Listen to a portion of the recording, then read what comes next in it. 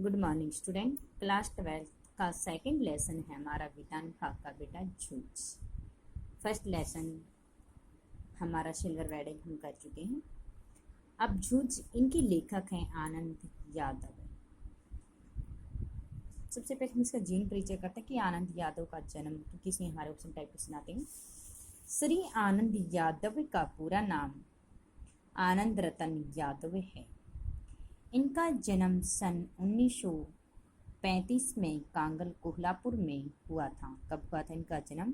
1935 में। कहाँ पे हुआ था? कोल्हापुर में हुआ था, जो कि महाराष्ट्र में स्थित है। कहाँ पे स्थित है ये? महाराष्ट्र में स्थित है। पाठकों में से आनंद यादव के नाम से प्रसिद्ध है। इन्होंने मराठी तथा संस्कृत साहित्य में स्नातकोत्तर उपाधियां भी प्राप्त की। कौन कौन सी भाषा में की थी आनंद यादव ने? संस्कृत और मराठी, इन दो भाषाओं के अंदर इन्होंने बीए की परीक्षा भी पास की थी। और बाद में इन्होंने क्या किया? पीएचडी की। बहुत समय तक आनंद यादव पुणे विश्वविद्यालय में मराठी विभाग में कार्यरत रहे थे। और काफ़ी साल तक आनंद यादव क्या किया था? पुणे में एक विश्वविद्यालय में मराठी भाषा के रूप में कार्यरत किया था। अब तक आनंद यादव की लगभग 25 पुस्तकें प्रकाशित हो चुकी हैं। कितनी पुस्तकें प्रकाशित हो चुकी हैं? आनंद यादव की 25 पुस्तकें प्रकाशित हो चुकी हैं। उपन्यास के अतिरिक्त इनकी कविता संग्रह तथा समालोचनात्मक निबंध भी प्रकाशित हो चुकी हैं। इनकी रचना नटरंग का प्रकाशन भारतीय ज्ञानपीठ द्वारा किया गया है। सन 1990 में साहित्य अकादमी ने इनके द्वारा रचित उपन्यास झूठ को पुरस्कार देकर सम्मानित भी किया था। आनंद यादव की साहित्यिक रचनाएं मराठी साहित्यकारों तथा पाठकों में काफ़ी लोकप्रिय भी मानी गई हैं। बस या तो हमारे इसमें क्या कि आनंद यादव का पूरा नाम क्या था? आनंद रतन यादव। जन्म 1935 में। कहाँ पे? कोल्हापुर में। कौन कौन से विषय से इन्होंने? कोल्हापुर में, जो कि महाराष्ट्र में स्थित है। और कौन से विषयों से इन्होंने बीए की परीक्षा की थी? मराठी और संस्कृत से। और बाद में इन्होंने क्या की? पीएचडी कौन से विद्यालय से की इन्होंने? बाद में पुणे से। और पुणे विश्वविद्यालय में किस भाषा के रूप में कार्यरत किया? मराठी के रूप में कार्यरत किया। और अब तक इनकी कितनी पुस्तकें प्रकाशित हो चुकी हैं? केवल 25 पुस्तकें प्रकाशित हो चुकी हैं। और इनके द्वारा सन 1990 ईस्वी में इन्हें साहित्यकार अकादमी पुरस्कार से सम्मानित भी किया गया था। और अब इनकी जो रचनाएं होती वे काफ़ी लोकप्रिय भी मानी गई हैं। अब इनके देखते हैं आनंद यादव का। इनकी भाषा शैली सहज व सरल भी है। इसमें तत्सम तत्पुरुष शब्द हैं। देशज विदेशज का समीक्षण भी माना जाता है। आत्म कथात्मक शैली है। उपन्यास, कहानी, रोचक आदि प्रभावशाली भी इनको माना गया है। अब पाठ का सार है हमारा। आनंद यादव ने एक झूठ यानी कि किस प्रकार से उसने के जीवन के अंदर जो दुख, दर्द, कठिनाइयाँ आदि का उन्होंने अनुभव किया था, किस प्रकार से दुख दर्द को झेलते हुए उन्होंने पढ़ाई की थी, उसके बारे में ये बताते हैं। झूठ मराठी के प्रसिद्ध कथाकार आनंद यादव के बहुचर्चित उपन्यास का एक अंग है। झूठ क्या है? यानी कि आनंद यादव का एक क्या है? उपन्यास है और वे मराठी में प्रसिद्ध हैं। इसमें एक संघर्षशील किशोर के जीवन का यथार्थ वर्णन किया गया है। इसमें क्या गया? संघर्षशील, बड़ी कठिनाइयों से किशोर बालक, जो 15-16 साल की उम्र का जो होता था वह किशोर बालक की अवस्था होती है। अगर उसने किस प्रकार से अपने संघर्ष किए थे, किस प्रकार से दुखों को झेलते हुए अपने जीवन को आगे बढ़ाया था, उसके बारे में बताए हैं। किशोर के पिता ने उसे कक्षा 4 के बाद पाठशाला नहीं जाने दिया था। यानी कि क्या था? उससे लड़के के पिताजी ने उसे 4th क्लास तक ही पढ़ाया था। उसके बाद उसे स्कूल में नहीं जाने दिया, क्योंकि उसके पिताजी ये सोचते कि पढ़ लिख कर क्या करेगा, और खेती के काम में लगा दिया। और फिर क्या किया? पढ़ाई लिखाई छुड़वा कर वो क्या करने लगे? स्वयं तो वो काम से दूर हटते थे, स्वयं वो काम करके खुश नहीं होते थे। और वो सोचते कि घर का जो सारा काम है, घर का और खेत का कार्य उसकी पत्नी और उसका बच्चा ही कर सके। तो उसके बाद उन्होंने क्या किया? उसको खेती के में लगा दिया था। किशोर को खेतों में पानी लगाने और कोल्हू पर कार्य करना पड़ता। कभी खेतों में पानी देना रहता, कभी कोल्हू वगैरह चलता था, उस पर कार्य करना पड़ता। वो छोटी सी उम्र के अंदर वो छोटा बेचारा क्या करता था, सारा दिन लगा रहता था। दिन भर वह खेतों और घर के काम में रहता था। उसे पता है कि खेतों में कार्य करने से उसे कुछ हाथ नहीं लगेगा। वह छोटा लड़का सोचता कि मैं सारा दिन मेहनत करता रहता हूँ, लेकिन मेरे हाथ कुछ नहीं लग रहा। यदि मैं पढ़ लिख लेता तो पढ़ लिख कर मेरी ज़िंदगी बन जाती, मैं किसी अच्छी नौकरी पर लग जाता, जो गरीबी वगैरह ये मुझे न झेलनी पड़ती। लेकिन अब मुझे पता है खेती के अंदर कुछ नहीं होने वाला है। पढ़कर उसे नौकरी मिल सकती थी, परंतु वह यह बात अपने दादा से कह नहीं पाता। दादा अपने पिताजी से, वह अपने पिताजी से ये बात नहीं कह सकता कि क्योंकि उसे बहुत ज़्यादा डर लगता है कि उसके पिताजी कहीं उसे मार ना दे, डांट ना दे। नहीं तो उसका मन होता था कि मैं अपने पिताजी को बोलूँ कि पिताजी का इसमें खेती के अंदर कुछ नहीं रखा, आप मुझे पढ़ा लिखो। लेकिन वो बेचारा उससे बहुत डरता था, कुछ नहीं कह पाता था। दादा को इस बात का पता लगेगा तो वह दादा उसकी बुरी तरह से पिटाई करेंगे। वह कहते कि दी इसके पिताजी को क्या करे, इस बात का पता लगेगा कि ऐसा कह रहे तो वह क्या करे, उसे पिटाई करेंगे। आखिर किशोर अपनी माँ के सहयोग से एक योजना बनाता है। तो फिर क्या करता है, वह अपनी माँ से सारी बातें किससे करता है, अपनी माँ से करता है कि माँ मुझे आगे पढ़ना है, पढ़ लिख कर एक अच्छी नौकरी पर लगना है। तो वो क्या करते हैं, दोनों माँ बेटा मिलकर एक योजना बनाते हैं। कोल्हू का कार्य लगभग समाप्त हो चुका था। उसकी माँ गंडे थाप रही थी, कपड़े धो रही थी और किशोर बाल्टी में पानी भर कर माँ को दे रहा था। जिस समय उसकी माँ क्या कर रही थी, कपड़े धो रही थी, तो वह लड़का अपनी माँ के पास जाता है और उसे बार बार क्या करता है, पानी की बाल्टी भर भर कर दे रहा है। उसने सोचा कि मैं माँ से अकेले में बात करना उचित होगा। आखिर उसने हौसला करके माँ से बात की, परंतु माँ ने कहा कि जब तेरी पढ़ाई की बात चलती है तो तुम्हारे दादा जंगली शुअर के समान गुर्राने लगता है। तो जब उसका बेटा उस अपनी माँ से कहता है कि माँ मुझे पढ़ना है, लिखना है, मुझे आगे से नौकरी करनी, मुझे खेती का कार्य नहीं करना, तो उस समय उसकी माँ क्या कहती है कि बेटा यदि मैं ये सारी बातें आपके पिताजी से कहूँ तो उस समय वह तो जिस प्रकार से जंगली शेर धाड़ता रहता है, वह कहते उस जंगली शेर की तरह बड़ा क्रोधित हो जाता है, धाड़ने घुराने लगता है। तब किशोर ने अपनी माँ से कहा कि दत्ताजी राव देसाई से इस बारे में बात करें। फिर वह क्या कहते हैं, माँ यानी कि जो हमारे गांव का सरपंच वगैरह है दत्ताजी राव जी, मेरे पिताजी उसकी सारी बातें को मानते हैं, क्यों ना आप उससे बातें करें ताकि वो हमारे कुछ बात सोच सके, कुछ हमें बता सके, इसके बारे में बात करें। अनंततः यह हुआ कि माँ बेटा रात को उनसे बात करने जाएंगे। तो उसकी माँ कहती है चलो ठीक है, कल हम उसे बात करने के लिए जाते हैं, लेकिन आपके पिताजी को हमें इस बात का पता नहीं होना चाहिए। माँ चाहती थी कि उसका पुत्र 7वीं तक पढ़ाई तो अवश्य कर ले, इसलिए कहा दोनों माँ बेटा दत्ताजी राव के घर गए। उसकी माँ क्या कहते हैं, मैं सोचती थी कम से कम भी 6ठी-7वीं क्लास तक तो मेरा बेटा पढ़े, और दोनों माँ बेटा क्या कहते हैं, दत्ताजी राव के पास चले जाते हैं। दीवार के साथ बैठकर माँ ने दत्ताजी राव को घर की सभी बातें बता दी। उसने यह भी कहा कि उसका पति सारा दिन रमाबाई के पास रहता है। फिर उसकी माँ क्या कहती हैं, उसे दत्ताजी राव से सारी बातें बता देते कि मैं अपने बच्चे को पढ़ाना लिखाना चाहती हूँ, लेकिन वो खेती के घर का काम बने खेत का काम कुछ भी नहीं करता। वो हमेशा बाजार में एक रमाबाई एक औरत होती है, वह हमेशा सारा दिन अपना उसके पास गुजारता है, क्योंकि वो सोचता है कि यदि मैंने अब बेटे को पढ़ा लिखा दिया तो ये क्या करेगा, स्कूल जाएगा और खेती का जो कार्य वह मुझे करना पड़ेगा। इसलिए वह स्वयं कार्य न करने की बजाय इसमें की पढ़ाई को छुड़वा रहा है और स्वयं वहाँ रमाबाई के पास रहता है, और खेत में खुद काम करने की बजाय से अपने लड़के के कारण पर लखा रखा है। इसलिए उसने उसके पुत्र की पढ़ाई बंद करवा दी। दत्ताजी ने इसे रुख खाबी अनुकूलन का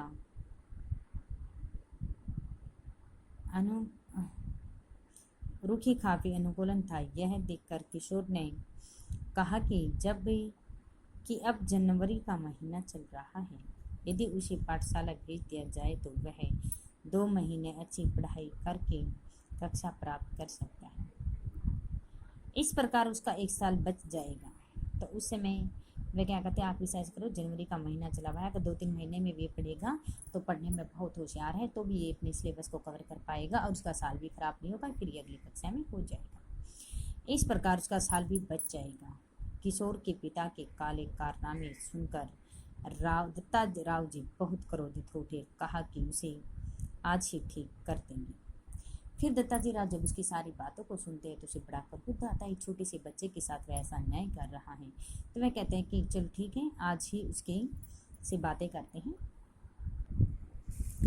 लेखक ने दाता के चारित्रिक विशेषताएं लिखी। दाता यानी कि जो आनंद यादव थे उसके पिताजी के बारे में बताया गया है उसके कि लेखक का दादा इस उपन्यास का खल पात्र है। वह एक काल से निकम्मा एयास व्यक्ति है। उसकी पत्नी के अनुसार वह दिन भर वह कहता है कि वह मापाई के घर रहता है, एक बेसा के घर रहता, सारा दिन वहीं करता है। यदि वह सोचता है कि मैं इसको अपने बेटे को पढ़ा लिखा दियागा तो वह घर का सारा काम उसे करना पड़ेगा, और वह क्या करता है, उसके पास फिर वहाँ बाजार में मापाई के पास जाने के लिए समय नहीं बचेगा। और वह क्या करते, कावारा सांड की तरह गाँव की गलियों में घूमता रहता है। ठीक है, ज़्यादा कहने के बाद वह हम पर एक सांड की तरह घुराता है। वो सारी बातें हैं उसकी पत्नी कहती हैं। अपने पुत्र के भावी जीवन के बारे में उसके मन में कोई भी चिंता नहीं है।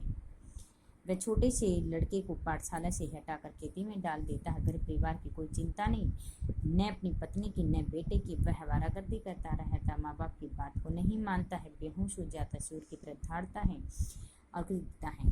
तो उसमें शराबियों के मकानों में अपनी रक्षा के लिए बड़े से बड़ा झूठ भी बोल देता है। यदि वह ने अपने स्वार्थ को पूरा करने के लिए मेहनती होनहार बालक पर आरोप लगाने से बाज भी नहीं आता है, इस डांट फटाकर सीधे रास्ते पर आ सकता है। यदि दत्ताजीराव से फिर उसकी माँ बेटा कहते यदि आप उसे कहें तो वो डांटने फटकारने से कुछ कहने के बाद वह अपने ठीक रास्ते पर आ जाता है। दोनों माँ बेटा उससे बातें करने के लिए जाते हैं और ये सारी बातें उनके बीच में होती हैं। कथानक पढ़ना क्यों चाहता है, यानी कथानक को लगा के खेती करने का, यानी कि आनंद यादव क्यों पढ़ना चाहता है। आनंद यादव इसलिए पढ़ना चाहता है क्योंकि उसके खेती करने के लिए कोई भविष्य नहीं है। वह सोचता है कि कुछ भविष्य नहीं, सारी जिंदगी ऐसे ही खेती बाड़ी करने में निकल जाएगी। और वे क्या सोचता है कि खेती बाड़ी करने में तो सारा दिन वह लगा रहता है लेकिन प्राप्त कुछ नहीं होने वाला। और वे सोचता है कि यदि मैं पढ़ लिखूँगा तो यानी कि कोई अच्छी सरकारी नौकरी मुझे मिल जाएगी और अच्छे खासे पैसे उसके पास से आ जाएंगे और कारोबार भी कुछ भी कर सकते हैं। सोचिए, खेती को छोड़कर वह क्या करना चाहता है, पढ़ना चाहता है। लेखक का दादा कोल्हू जल्दी क्यों चिल्लाता था। लेखक का दादा खेती के धंधे में अच्छी तरह समझता था। वह इस बात को समझता था कि यदि उसके द्वारा बनाया गया गुड़ ये जल्दी से बाजार नहीं जाएगा तो उसके अच्छे पैसे नहीं पाएंगे। और वह जल्दी से कोल्हू चिल्लाता था कि सबसे पहले कोल्हू चिल्लाकर हमारा जो गुड़ होता है सबसे पहले हम बाजार में बेचेंगे और बहुत सारा जो पैसा वगैरह आ जाएगा, इसलिए वह सबसे जल्दी कोल्हू चिल्लाता था। आगे जैसे राव जी ने किशोर से यह कहा कि जैसे तुम्हारे दादा घर पर आए तो उसे मेरे यहाँ भेज देना। फिर दत्ताजीराव उसकी माँ से क्या कहते हैं कि जब भी दत्ताजीराव यहाँ घर पर आते हैं तो आप ऐसा करना, उसको मेरे पास घर पर भेज देना और घड़ी भर बाद तुम भी आ जाना और कुछ समय के बाद कोई बहाना बनाकर क्या करना, बहाना करके यहाँ पर तुम भी आ जाना। माँ बेटा दोनों ने मिलकर यह निवेदन किया कि उनके यहाँ आने की बात दादाजी को पता नहीं चले। इस पर दादाजी राव ने कहा कि तुमसे जो कुछ पूछूंगा वह तुम बिना डर के बता देना। उसमें दत्ताजी राव से क्या कहते हैं कि जब मैं आपके पिताजी को यहाँ पर बुलाऊंगा तो आप उसे कहना कि दत्ताजी राव आपको बुला रहे घर जाने के बाद। यदि वो आपसे पूछते हैं तो आप कहना कि रास्ते में साग सब्जी वगैरह लेने के लिए गई हुई थी या खेत में से आ रही थी, कुछ भी बहाना आप उसे बता देना। उस समय मुझे दत्ताजी राव मिले थे और वो आपसे पूछ रहे मिलना चाहते हैं।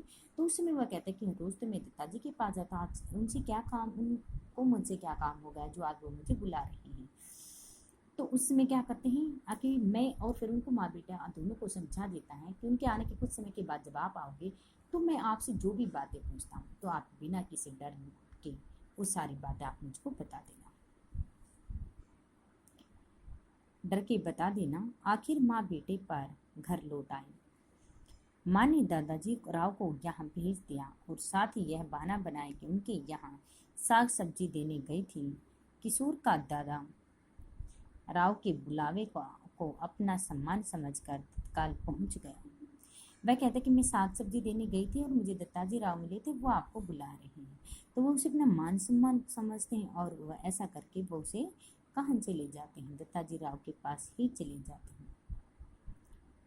साथ ही यह बहाना भी कि उनके साग सब्जी देने गई थी। किशोर का दादा राव को बुलाने समझ कर वहाँ पर पहुँच जाता है। लगभग आधे घंटे के बाद माँ बच्चे को यह कहकर भेजा कि दादा को खाने पर घर बुलाए गए हैं, और उसी समय क्या करती है वह माँ अपने बच्चे को बुलाने के लिए भेजती है। अति खाना बनाया मैंने, वो ठंडा हो जाएगा, आप आकर खा लीजिए। इस बहाने से वो लड़का भी क्या करता है, वहाँ दत्ताजी राव के पास चला जाता है। दत्ताजी ने किशोर को देखकर कहा कि तू कौन सी कक्षा में पढ़ता है? तो इस पर किशोर ने उत्तर दिया कि खाने पर कक्षा में उत्तर दिया कि पहले वह 5वीं में पढ़ता था, अब पाठशाला नहीं जाता है।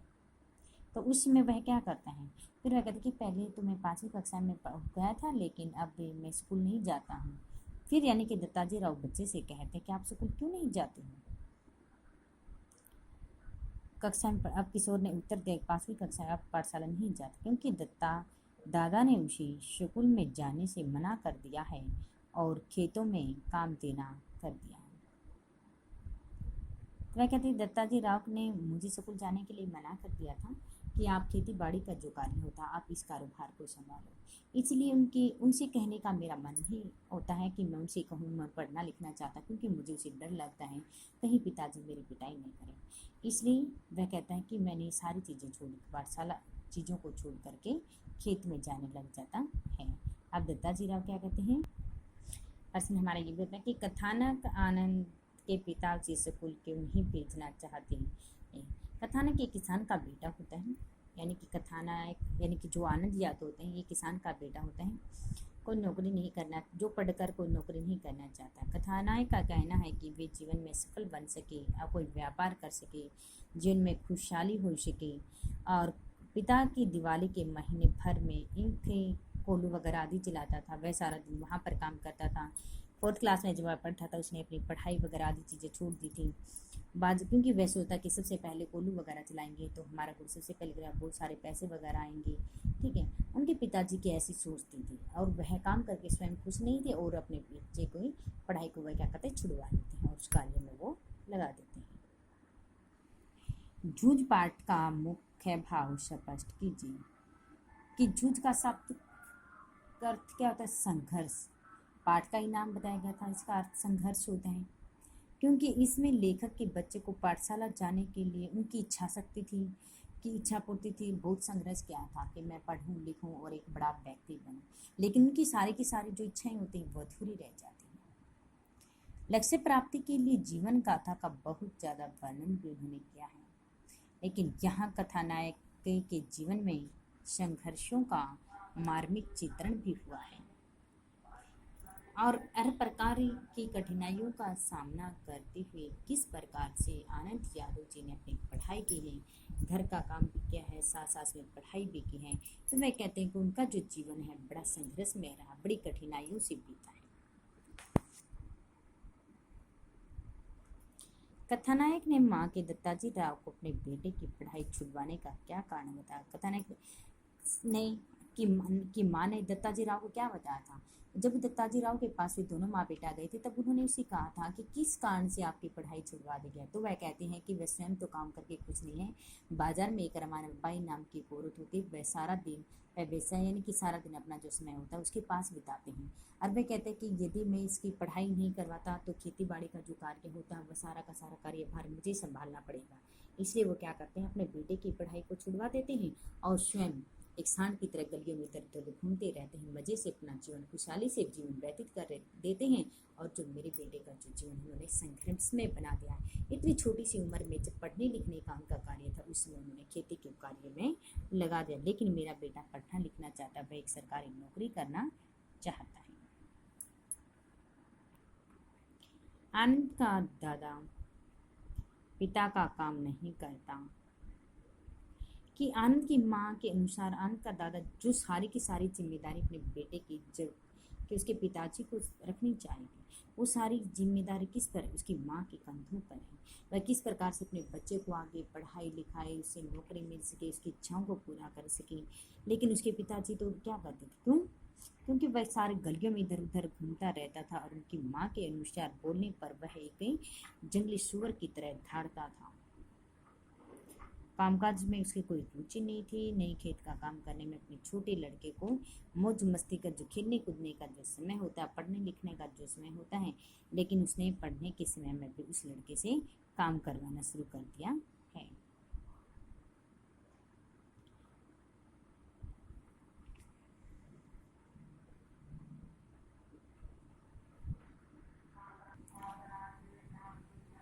ये हमारे क्वेश्चन आंसर करने हैं आपको।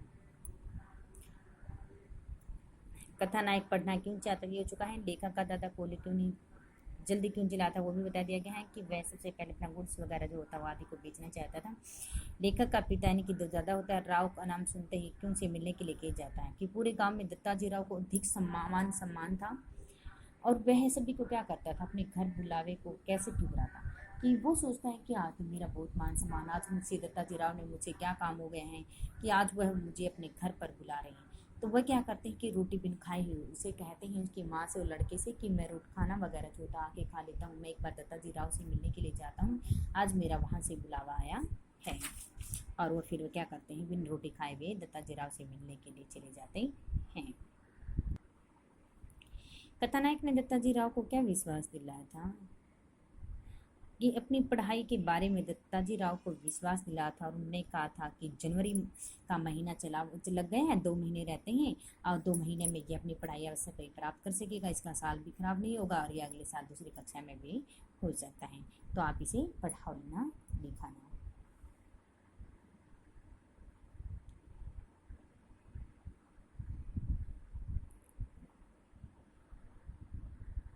अभी हमारे ऑप्शन टाइप बताते हैं, झूठ किस प्रकार की विद्या उपन्यास है। आनंद यादव का जन्म बताया था 1935 ईस्वी में हुआ था। आनंद यादव ने किन भाषाओं में बताते, मराठी और संस्कृत भाषा में बीए की परीक्षा की थी और उसके बाद उन्होंने पीएचडी की थी। आनंद यादव ने किस विश्वविद्यालय में कार्य, मराठी जो भाषा थी उसने कौन से विद्यालय में की थी, बताई थी, पुणे में की थी।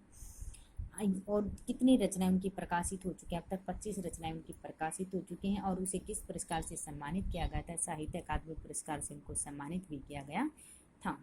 आनंद यादव को जूझ उपन्यास किस वर्ष साहित्यिक अकादमी पुरस्कार भी मिला था, 1990 में। यह पाठ किस उपन्यास का, जूझ संघर्ष जिसके अंदर बताया गया था।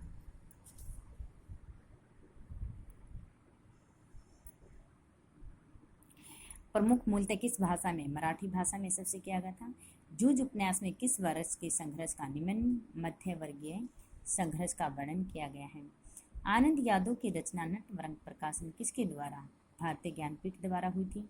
जूझ के कथानायक का नाम बताया था, आनंद यादव था पूरा नाम। पाठशाला जाने की बात लेखक ने सबसे पहले किससे की, अपनी माँ से की थी। जब उसके पिताजी ने उसे उठा दिया था तो वह सोचता है कि माँ ही मेरी अब सहायता कर सकती है, और तो वह अपनी माँ से ये बातें बताता है। पढ़ाई के लिए लेखक ने अपनी माँ के साथ किसे के पास गया था, दत्ताजी राव के। चौंधिलकर किस विषय का अध्यापक था, मराठी का। लेखक की माँ के अनुसार उसका पति दिन भर कहाँ रहता था, रमाबाई के पास जाता था। खेत का कौन सा काम समाप्त होने के बाद लेखक ने माँ की पढ़ाई की बात की थी, कोहलू का काम किया था उसने। लेखक के पिता ने उसे कौन सी कक्षा में पाठशाला जाने से रोका, कितनी कक्षा तक वो पढ़ा था, 4थी कक्षा तक पढ़ा था। उसके बाद उसने मना कर दिया था, कहा था कि अपनी खेती बाड़ी का जो कार्य होता है, कार्यभार आप संभालो। लेखक पढ़ना क्यों चाहता था, क्योंकि नौकरी करना चाहता था। उसने कहा था कि खेती बाड़ी के कार्य में ऐसा कुछ नहीं रखा है, लेकिन इसलिए मैं खेती बाड़ी नहीं करना चाहता हूँ, बल्कि मैं क्या करना चाहता हूँ, पढ़ लिख कर एक अच्छी नौकरी करना चाहता हूँ, जिससे मुझे बहुत सारे पैसे वगैरह से हमारे जो गरीबी वगैरह होते हैं वो भी समाप्त हो सके। लेखक की माँ के अनुसार पढ़ाई की बात करने पर लेखक का पिता क्या घुर्राता था, जंगली सुअर की तरह। वह कहते हैं, उसकी माँ कहते कि यदि मैं आपकी पढ़ाई के बारे में आपके पिताजी से बात करती हूँ तो वह जिस प्रकार से जंगली सुअर धाड़ता रहता है, उसी प्रकार से आपके पिताजी बहुत ज़्यादा क्रोधित हो जाएंगे और उस सुअर की तरह वो धाड़ते रहेंगे। लेखक की माँ के अनुसार उनके पति ने लेखक को पाठशाला जाने से क्यों रोक दिया, फिर दत्ताजी राव जब उसे पूछते हैं कि आपको पाठशाला जाने से स्कूल जाने के लिए क्यों रोका है, तो तब दोनों माँ बेटा ने बताया कि ये खुद काम से बचना चाहता है, वह स्वयं काम नहीं करना चाहता। वे सोचते हैं कि घर का काम मम्मी कर ले और खेती बाड़ी का जो कार्य होता है वो उसके पिता है इसने, और तुम्हारा अपना जो सारा जो समय होता है वो रमाबाई के पास व्यतीत करो। उसने अपने बच्चे के बारे में कभी ऐसा सोचा तक ही नहीं था। तो आज तक हमारा लेसन यही है। इसके क्वेश्चन आंसर हो चुके हैं हमारे, कुछ छोटे बड़े परीक्षा पेगी। ये हमारे राइट प्लस लर्न